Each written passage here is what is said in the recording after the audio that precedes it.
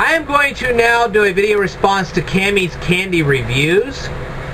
And I was watching your channel, and it's a very interesting channel. But keep in mind, there is kind of a generational gap between what you're presenting on your YouTube and what I used to grow up with. And I'm going to present some of the generational gap here. First of all, when I was a kid, if you didn't get your butt out of bed at 8 o'clock in the morning on Saturday mornings, you didn't watch any Saturday morning cartoons, because that was the only time it came on. By noon, you had no more Saturday morning cartoons, and you had to be very selective about which ones you had, because many houses in my lifetime, okay, did not have VCRs. VCRs were around, but they were also very expensive, and not every family had one. And if you had one, you usually didn't have two or three. Matter of fact, when I was a kid, I didn't have my first color television set until I got out of high school. They were around all right, but they were very expensive. Usually when I wanted to watch color television, I had to do it at my brother's house because he owned a color television set and I didn't. Now, when I was roughly about 10 or 12 years old, I did manage to get my first black and white television set, and from that moment on, I was watching television. Before that, I used to have to watch television with my sister, and that meant whatever she picked, that's what we watched.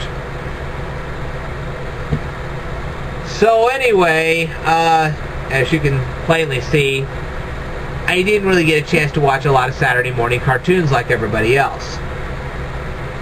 So that was one of the big differences between your generation and mine. You could turn on the internet and watch Saturday morning cartoons at the wazoo.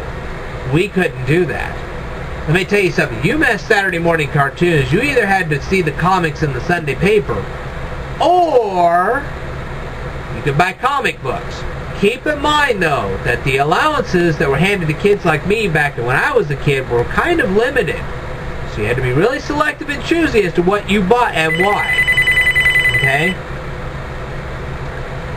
Now then, nothing important, trust me. When I was a kid, there was a lot of stuff called product placement. Okay? And what basically would happen is you'd have this boring, disgusting little, either it was a toy or a shoe or some sort of cereal that you wanted to market onto kids. And they're like, yeah, who cares? Well, suddenly, if you got a popular character like a cartoon character or a sports star or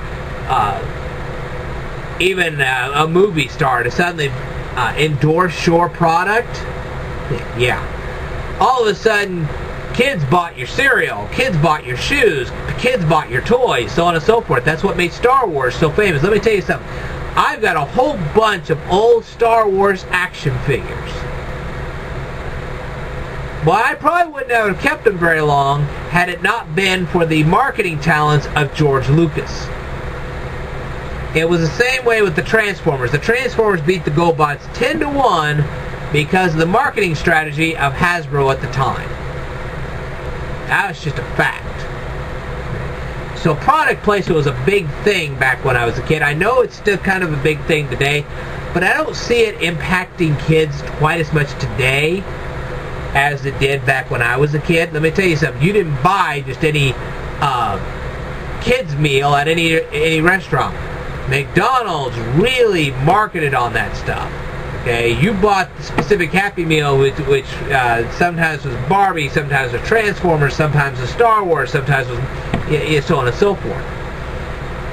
And when it came to movies, there is also a big difference there. When I was a kid, I lived 20 miles away from the local movie theater. So first you had to get your parents to actually take you to the theater to watch whatever movie you wanted to watch, and then you had to get them to actually watch the movie you wanted to watch. Sometimes they'd take you to the theater, but they would take you to what they wanted to see, not what you wanted to see. Like I said, limited income, limited chance of getting a movie. So, did I get to see any movies at all? Yes, I did. Empire Strikes Back I got to see in the theaters. I got to see Return of the Jedi.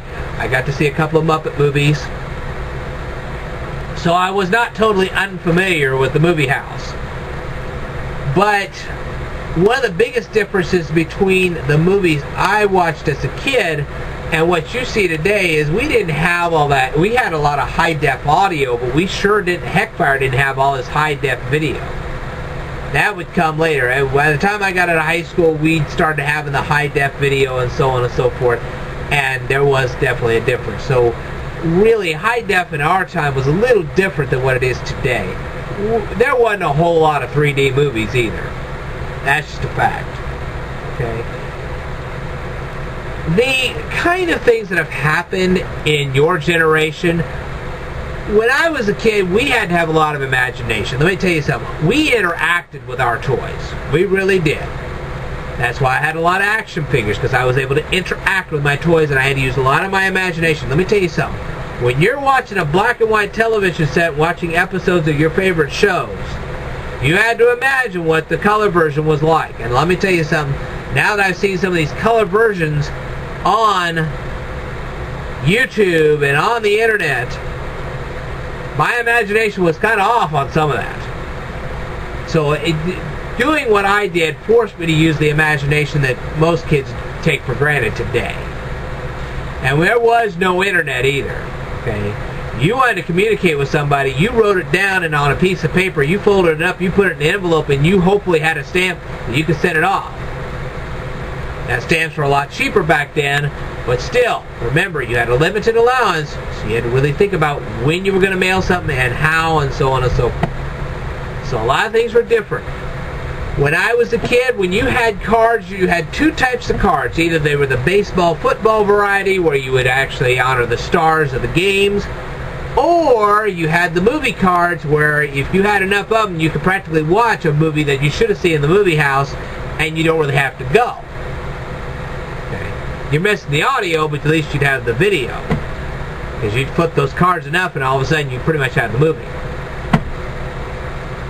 Okay.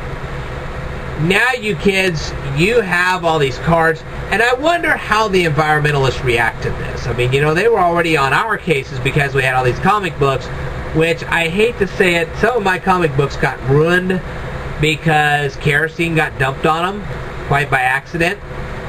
So that pretty much ruined my stuff. But we used to get grief a lot because of our comic books. Well, those trees were cut down to make your comic books. I can't even imagine what environmentalists would say if they were talking about the cards that you get distributed these days.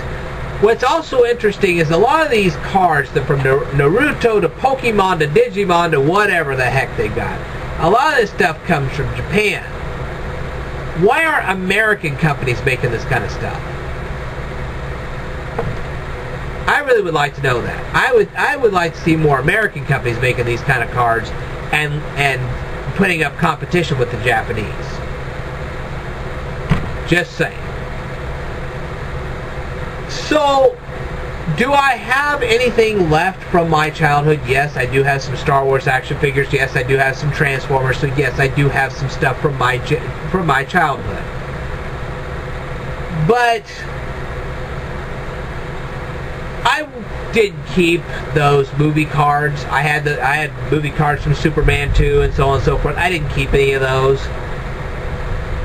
It was hard to preserve them back then. You had to have money to put them in a box or something to keep them nice and safe and cool and all the other goody things. And when you were on a fixed budget, you just didn't do that. So I did lose a lot of that. If I was having cards like what you have today, I'd either find some way to keep them safe or I'd just simply get rid of them. Just because of who I am. I think you kids today are facing a very big loss of imagination. We had to really imagine a lot of stuff when we were a kid to play with our toys. I don't see that so much with you guys. And I think that's a terrible loss. Just saying. But anyway, I think you kind of get an idea of how things were a little different between my generation and yours. So there's going to be some videos that you're going to put out that I have very little interest in. If you're talking about candy, I really am kind of interested in that kind of stuff. Simply by the fact I do eat candy. So if you find an interesting candy, I may actually eat the candy with you. But When it comes to trading cards, stuff like that, no, I really don't have that much of a particular interest. My thing to you would be this. When you're trying to deal with the older generation, do what they used to do, okay? And some of them still do today. They go to the library, they pick up books. Pick up some non-fiction books. Read them. Educate yourself. Do some commentary right here on your YouTube channel.